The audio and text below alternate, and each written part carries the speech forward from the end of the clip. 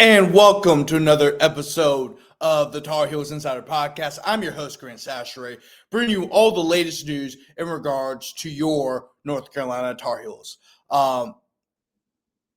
It's been a crazy past 3 days. Of course, with the ACC tip-off and then everything that's going on with football. I'm going to talk about that later this week, but I just want to focus on basketball at the moment right now when it terms of our podcast. Of course, we're going to have written articles about football, but my God, it's been a lot of craziness surrounding North Carolina athletics right now. It's just absolutely insane. Just how crazy, it has been. I've never, experienced this really as a journalist. I've had some experiences. I really have been doing this that long, right? This is, I would say, my fourth year doing this, probably something like that. Because of course I graduated college in 2023, did 2 or 3 years as a student journalist in college, did 2-3 years after college. So, it's just crazy. Just a crazy time to be a journalist covering UNC sports. But let's stick to basketball because I think that's what everybody wants to talk about right now. Of course, I was at the ACC tip-off the previous 2 days, covering both the men's and women's teams. Women's went on Monday, men's went yesterday. Drove back and forth from Chapel Hill to Charlotte for both availabilities. Didn't stay out there, so it was very, very busy. We also have some video articles up from both days. We're gonna keep producing articles. I'm gonna be writing a good bit about men's basketball. Jeremiah's gonna be writing a good bit about women's basketball, and you chime into men's basketball as well.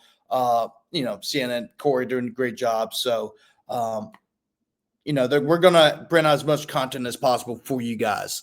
And one of the things that probably the biggest takeaway from the ACC tip-off in regards to the men's team is just how confident they are. Remember, this is a team coming off of a very up and down season last year, to say the least. Probably the best way to say how their season ended last year. It did not live up to standards. I believe they're also a top 10 team at the beginning of the year. I didn't cover them last year, so I just want to double check, how high the standards were. But theirs was a really good year, right? Remember, the year before they were they won the ACC regular season. They were a number 1 seed, and they had, and there was high expectations for them that year. And they started the season as the number 9 team in the country, and then ended up being unranked and barely made the tournament. So when that happens, change happens. It wasn't like they made changes to the coach staff. What they did was they just changed around the roster. They got bigger, they got faster, they got better shooters. They want to focus more on rebounding, which of course Hubert did say yesterday during the main stage portion of the AC tip-off for North Carolina, is that he wanted to get bigger players, not only in the front court, but in the back court as well. And he mentioned a bunch of statistics, how taller teams tend to be better rebounders.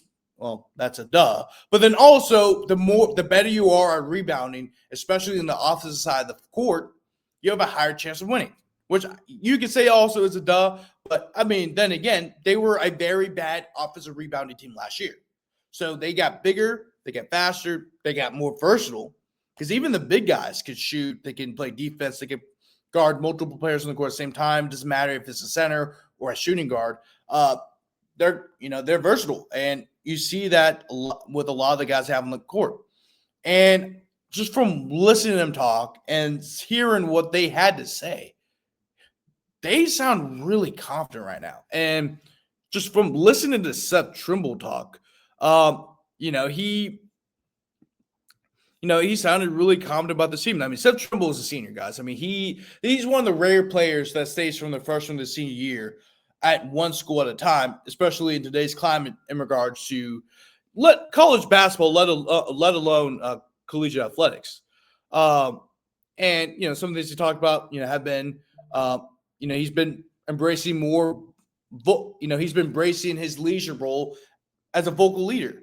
Um, you know, they've had an emphasis on better spacing and team involvement. He's really liked what the younger guys have done. He mentioned how much he just loved Caleb's confidence and how Derek Dixon's been balling out. He even said Derek Dixon could be and I mentioned this on a podcast maybe a month or two ago about how high Hubert Davis thought Derek Dixon, how he thought Derek Dixon could have his names in his jersey in the rafters at the Dean Dome. Well, Seth Trimble's saying the same thing, how much of a good player he is. And right now he won't be a starter. He'll be a guy coming off the bench. But he's one of those guys when Seth leaves, he will take on the mantle.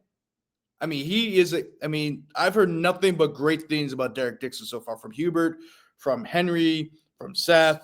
The list is going to go on and on and on. I mean, this team has great, they got fantastic stars. Kyan Evans, who is a great player at Colorado State. Seth's already back. We already know that. Caleb Wilson, he's already balling out. I mean, he had a hell of a game in the blue and red scrimmage on Saturday. Then you had Henry Vassar doing his thing, right? Henry Vassar is a very versatile defender. He's not your stereotypical stretch four, right? Stretch fours they get stereotyped that they can't play defense. Henry Vassar is one of the better defensive centers in the country. And he could shoot, he could pass, he could rebound. And somebody even said that, I forgot who it was, but somebody said that you don't be shocked if Henry Vassar led the team in assists. That's the type of player you have in Henry Vassar. And, of course, you have to mention Luka Bogovac. We don't know when he will be officially eligible by the NCAA, but when he is cleared and ready to go, that dude would be nasty. So you got a great starting five, and you got great depth. Jaron Williamson, he was a great rotational player at Alabama. Was part of a Final Four team, and then also last year Alabama made the Elite Eight. He played significant minutes. Derek Dixon, I just mentioned. James Brown has gotten bigger. Zane High could be a guy that could be the first big off the bench. There's a lot of guys. Jonathan Powell. There's a lot of guys on this team that could be contributors. This is a very deep team. This team could go 10 deep, maybe even 11 deep. So not only they got depth, they got experience, they got shooting, they got versatility, they got all these things. But because they have all these things, this is a very confident team. Hubert really loves this team. I know Hubert has been known for, loving his team a little bit too much when it comes to the media. Of course, he said some things that some have turned outrageous at times. But, we're also hearing from the players, how great this team could be. They just seem very confident. And this team is very well built together compared to last year where you had Seth Trimble playing the four times. Like Seth Trimble is a 6'4" combo guard. There's no way he should be playing the four. But that's how things were in North Carolina last year. That was a very small lineup. Not only have you gotten bigger in length and size, but you've also added all these different components of what a basketball team should be. And I think if you are a North Carolina fan, you should be very confident in this team.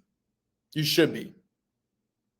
And I think I'm not saying North Carolina's going to win the ACC title or they're going to go to Final Four, win the national title. But I expect this North Carolina team to be significantly better than they were last year. I expect them to be at the least a top 4 team in the ACC and could even compete for ACC title, right? If things work out. Of course, you got Duke, Louisville is going to be very good again. NC State seems like they're getting better. I mean, this is going to be a much better ACC, a much better conference than it was last year. The ACC will be very tough.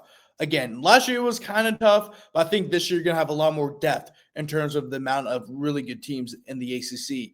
And I think, part of the good reason is because North Carolina is, really stepped up this game. And NC State hired a great coach. Virginia, I thought, had a really great hire in Ryan Odom. There's been a lot of great hires around the ACC, a lot of great lot of great roster builds in the ACC, so I think this conference will be better. But I think North Carolina will be a top 4 team in the ACC this year, and I expect them to compete for ACC title. And maybe if luck rolls their way, be in the Final Four, and who knows, they might be in the next championship game. You never know in the sport of college basketball.